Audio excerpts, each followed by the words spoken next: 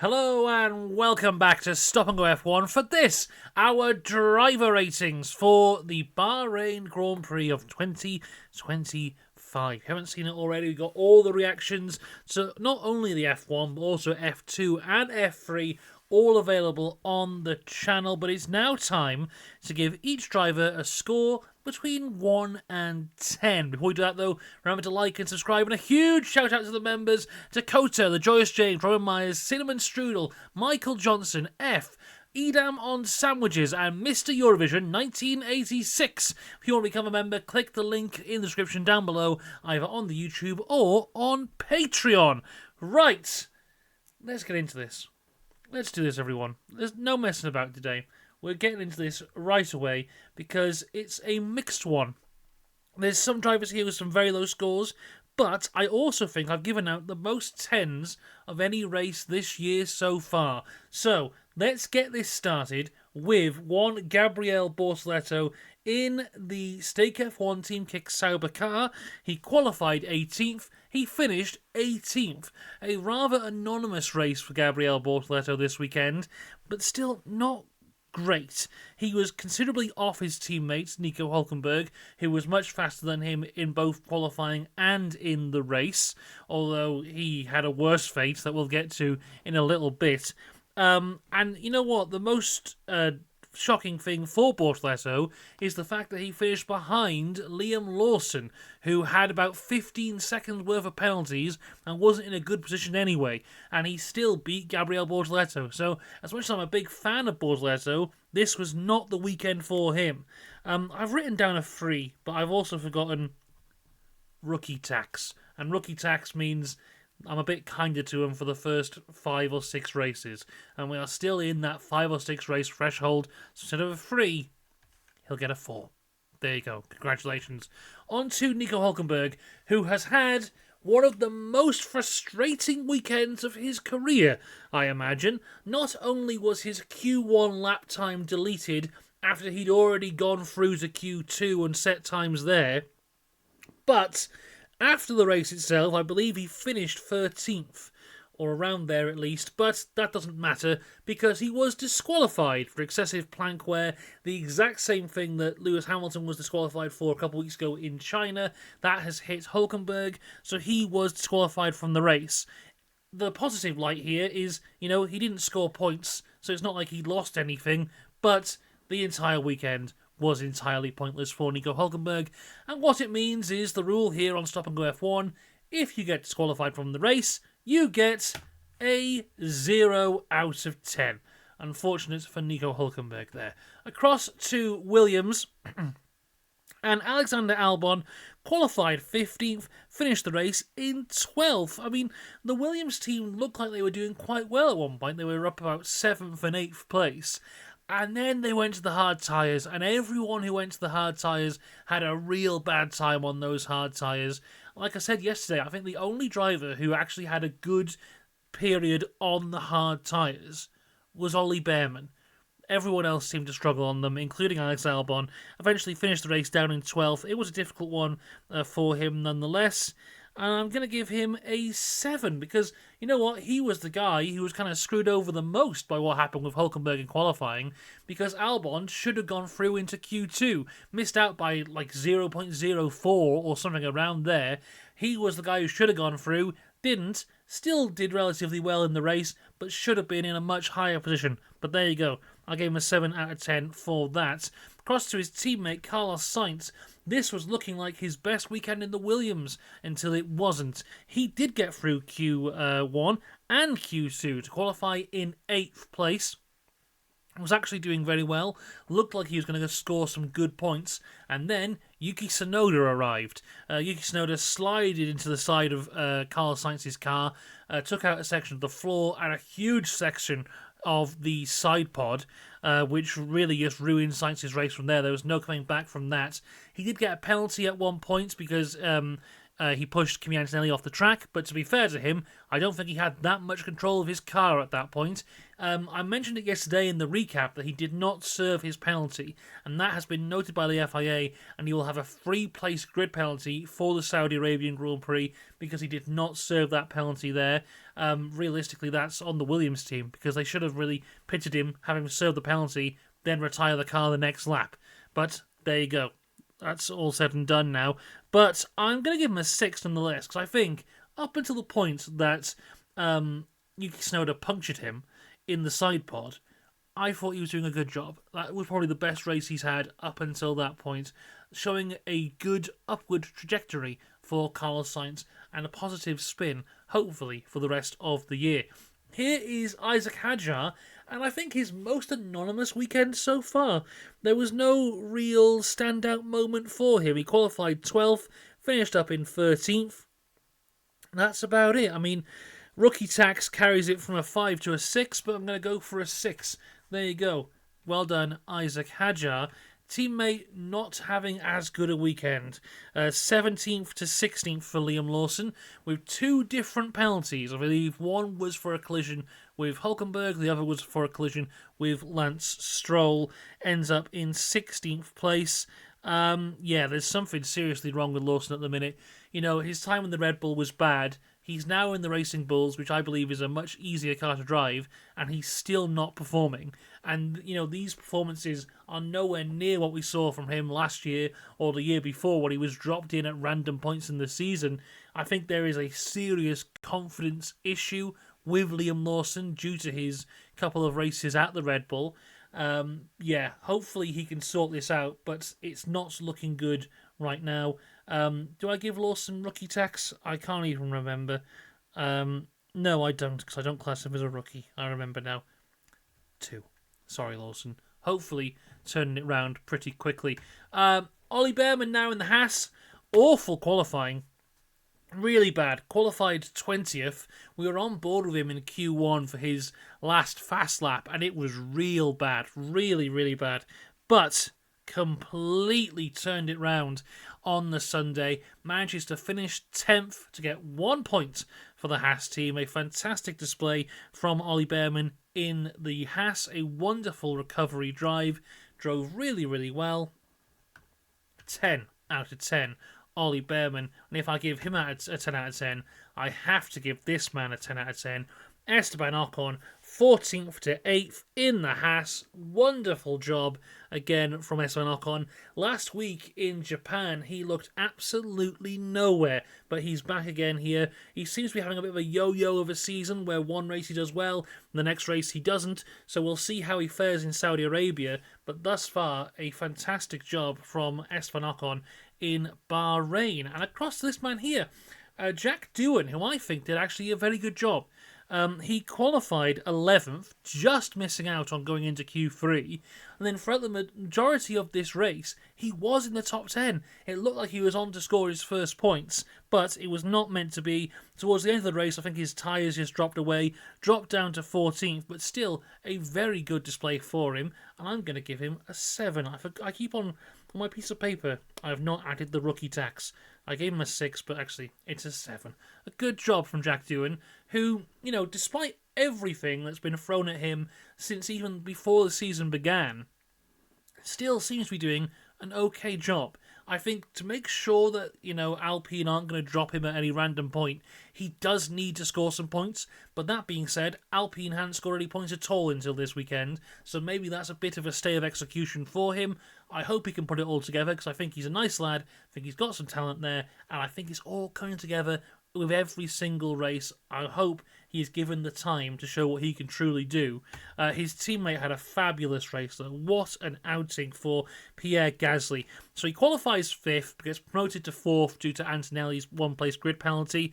Then in the race itself, he finishes up in 7th, but spends the majority of the race fighting much faster cars, keeps Max Verstappen behind him all the way until the final lap, gets some really good points on the board. I believe he's 13th now. Let me check the fridge. Where is he? Oh no, he's 11th. He's 11th in the championship now, is Pierre Gasly. Fantastic stuff from him. Easy 10 out of 10 for Pierre Gasly. Wonderful, wonderful job. Across to Aston now, and my God, they look bad. They look real, real bad. Lance Stroll qualified on the last row of the grid for the second weekend in a row, qualifying 19th. And he's converted that into a 17th place, was one of the two people that Liam Lawson beat with his 15 seconds worth of penalties. I'm giving him a 3. It was bad. It was real bad. And you could tell it was going badly because Fernando Alonso qualified 13th and was like, yeah, great job, everyone. It's like, oh, he wasn't even being sarcastic. He was being genuine. My goodness, not good enough there for the team. But he converted that 13th place into a 15th place. There is no pace in this Aston. They are praying for the season to end. I'm giving him a 5. My goodness, at the minute they have, I think, 10 points on the board from some amazing Lance Stroll performances at the start of the year. And every single race that goes by makes those Lance Stroll performances look better and better. You know what? I saw someone comment on my race reactions that we could end the year with the only points being scored for Aston being from Lance Stroll in those first couple of races, and I think they might be right.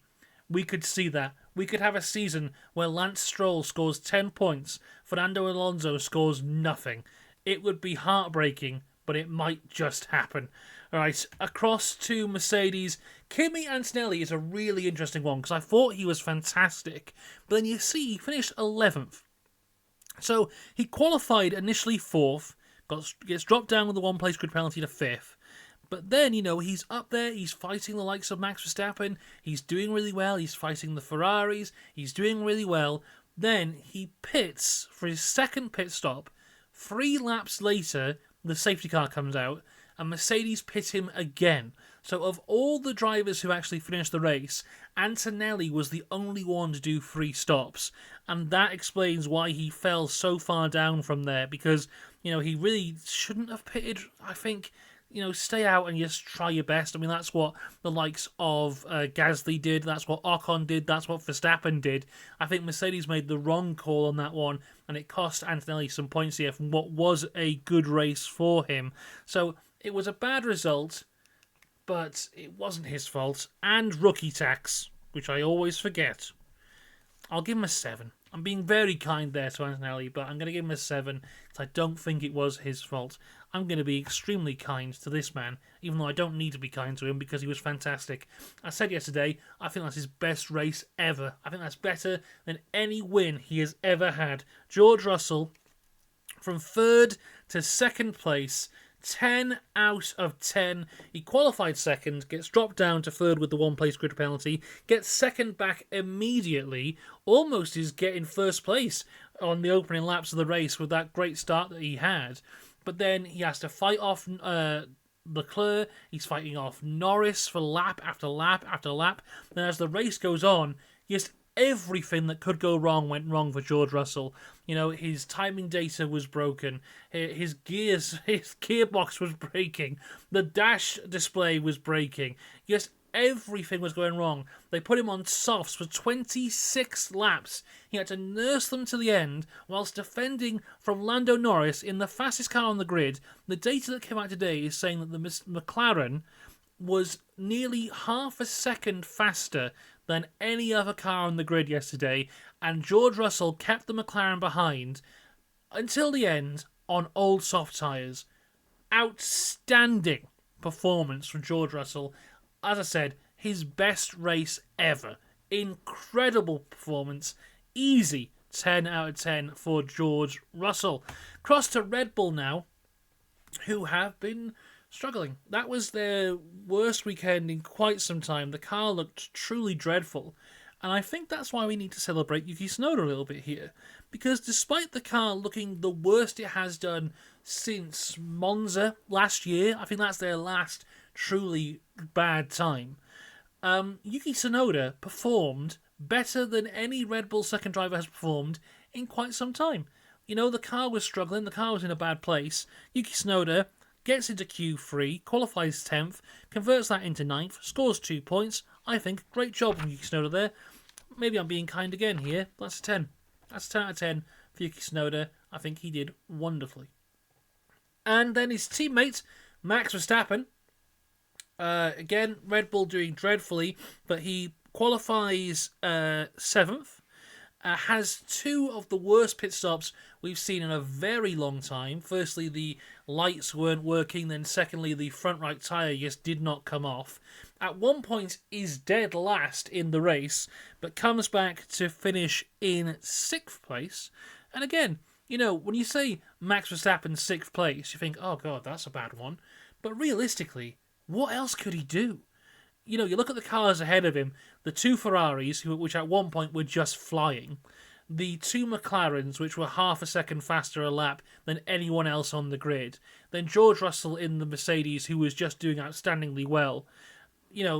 What else could Max Verstappen do? I think that's the best he could have done, and you know what? I'm giving him a 10 as well. I just am. So deal with it, okay? Moving on. Here's Lewis Hamilton. Was voted driver of the day on the fan vote. I don't think he was driver of the day personally, but I still think a very good result for him. Qualifying wasn't great, down in 9th, but managed to convert that to a 5th place, and on the day was not too far off the back of Charles Leclerc realistically there either. Some very good points for him. You know what, it's a 9 or a 10 realistically, and I've been kind all day, so I'll be kind again. He can have a 10. There you go, Lewis. Well done. I could have dropped your point for qualifying, but I'm in a good mood for whatever reason. There you go. Charles Leclerc, though, he qualified on P2, and that got converted into a P4. And you know what? Again, very much like Max Verstappen, what else could he do? The 3 cars in front of him were so much quicker than he was. I don't think he could do any better.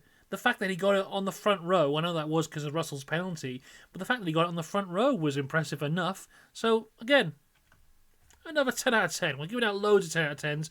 You'll never guess what I'm going to give this man. It's Oscar Piastri, qualifies first, and then wins the race. 10 out of 10, first repeat winner, first repeat pole sitter. Fantastic stuff from Oscar Piastri, now just 3 points off championship leader Lando Norris. Here he is, and spoiler alert, I will not be giving him a 10 out of 10. Lando Norris qualifies 6th, finishes 3rd. So a decent recovery from Lando Norris from a bad qualifying. Realistically, he made up all those places immediately. A unbelievably good start, which was even more unbelievable because he wasn't in the grid box correctly. 5-second penalty for him from there. Then fought back, was still behind Russell after the initial pit stops. At one point was dueling with both Ferraris. Lost a place to Hamilton off the safety car restart. Then was fighting with Charles Leclerc. Looked like he was going to make a move at one point, then locks up, goes deep into turn 1, has to make the move a couple laps later. Then at the end of the race, in a car which is nearly half a second faster a lap, couldn't get past Russell, who was on old soft tyres. It was a bad one for Lando Norris. And you know what? I was harsh on him yesterday, and we put that out as like a short on TikTok and YouTube and stuff. And I saw someone put on TikTok being like, oh, come on, man, he made a mistake. Everyone makes a mistake. I'm like, yeah, everyone makes mistakes. But this guy's supposed to be our world championship leader, going to become the Formula One world champion. He made more mistakes in this one race than Max Verstappen has made in the past 5 years. And you can apply that to Lewis Hamilton as well in his era of dominance. If you want to be world champion, you sometimes have to be perfect. If we go back to the 2021 season, which everyone heralds as this great season of Max and Lewis going head to head, where you couldn't make a mistake or it would cost you. If either of them had made the mistakes that Lando Norris had made in this race, it could have been the championship over for them. And to be fair, this could be the championship over for Lando Norris. Who knows, down the line, we could point at this race and go, oh yeah, that's where he lost it. And, I was scrolling through TikTok this morning, which is something I don't like to do, but I can't help it at this point. And I saw a TikTok from some guy going, how can you possibly say that Oscar Piastri is better than Lando Norris? Lando Norris is ahead in the championship. It's like, well, I can quite easily say that over the past few races, Oscar Piastri has been better than Lando Norris, because when you look at the championship, yes, Lando Norris is ahead by 3 points. And that screams at, really, how good Oscar Piastri has been, because Oscar Piastri's points total this year so far has a massive anchor attached to it of that one moment in Australia. That one moment in Australia where he made a mistake coming through the corner, got unlucky, and eventually managed to finish ninth. Let's not forget, on that corner, Lando Norris made the exact same mistake, was just a little bit more lucky as he came back onto the track. And that one moment has kind of held Oscar Piastri back. So I thought I'd look it up. Over the past 3 races, so if we take Australia out of the conversation, the remaining 3 races that we've had over this season, Oscar Piastri has outscored Lando Norris by 20 points in the exact same car in 3 races.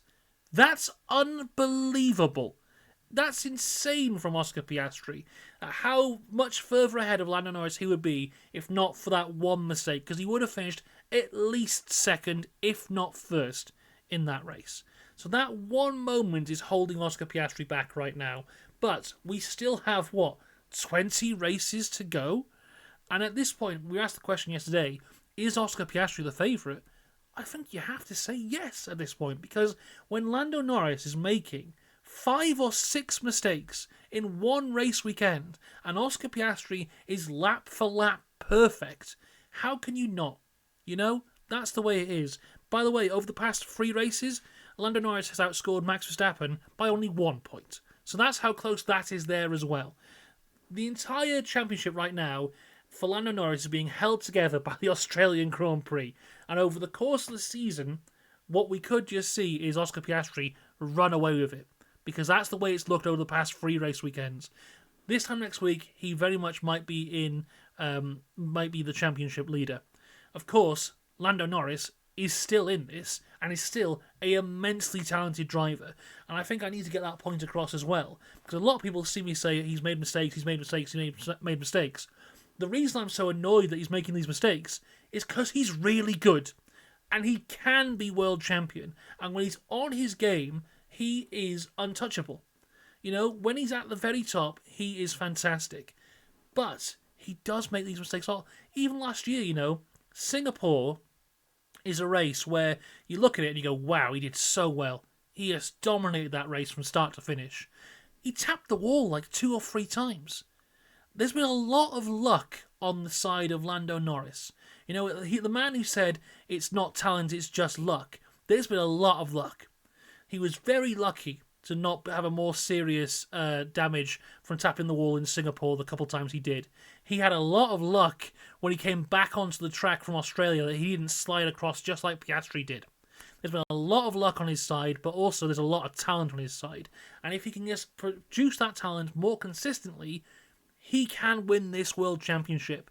But right now, the man who is in control of the championship is the man in second place. That is Oscar Piastri. I haven't given him a score yet. He's getting a 5 because it wasn't good enough. It was a decent recovery, but my God, did he go the long way to do it. He's getting a 5 out of 10. There is the driver ratings for the Bahrain Grand Prix of 2025. We got a lot of 10s. Oscar Piastri, Charles Leclerc, Lewis Hamilton, Max Verstappen, Yuki Tsunoda, George Russell, Pierre Gasly, Esteban Ocon, Ollie Behrman. I think that's the most 10s we've ever given out in one driver ratings. Lowest score of the day goes to Nico Hulkenberg, who was disqualified. Outside of that, it is Liam Lawson with a 2 out of 10. We have the final of the triple header coming up next weekend in Saudi Arabia. Of course, we'll have all the coverage of that here on the channel tomorrow. The newest episode of the Retro Review 1981 comes out with the Monaco Grand Prix. The championship is still very much up in the air. Could it be Lando? Could it be Oscar Piastri? Never count out Max Verstappen. And who knows, George Russell? He's still there or thereabouts. He's doing fantastically well. And when those front wing changes come in Spain, that could shake up our grid as well. So all that to come. I think we are still in for a very, very exciting season to come. So stay with me for that. Until then, though, have a good one. I'll see you later. Goodbye.